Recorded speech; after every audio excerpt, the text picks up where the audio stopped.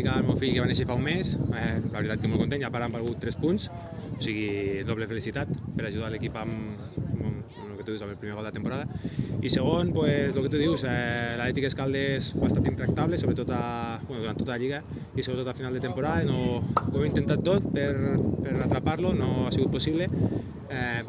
Felicitar-los i nosaltres, pues, segons, contents, Conference League i ja per més.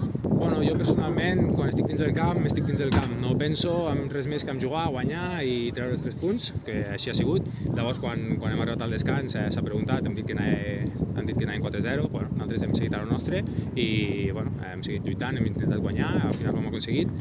I ja està, com he dit, felicitar l'Atlètic i ara afrontar l'últim partit, intentar guanyar-lo i ja encara la Conference amb la màxima il·lusió, ambició i tot el que es pugui fer es farà.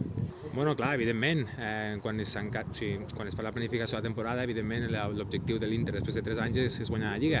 No s'ha aconseguit, això demostra que el nivell de la Lliga està pujant, el Futbol Club també ha fet una temporada espectacular, la UE va començar molt bé, s'ha desinflat una mica, però avui mateix la Penya és un equip que està a mitja taula però que complica les coses, el nivell de la Lliga està pujant i jo crec que això és molt bo. Vam començar, jo crec que l'any bastant malament, per no dir molt, és el que ens ha lastrat.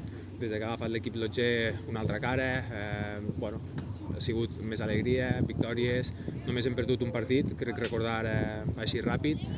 Tu mateix ho has resumit perfectament, va ser un punt d'inflexió que tornés Lotger i ara me reitero, ara només ens queda pensar en la Conference, seguir com estem treballant fins ara, que jo crec que el treball de l'equip està sent molt bo i res, ara descansar uns dies després del partit de l'Atlètic, perquè exactament no sé quan són les dates, però ja pensar en la temporada següent.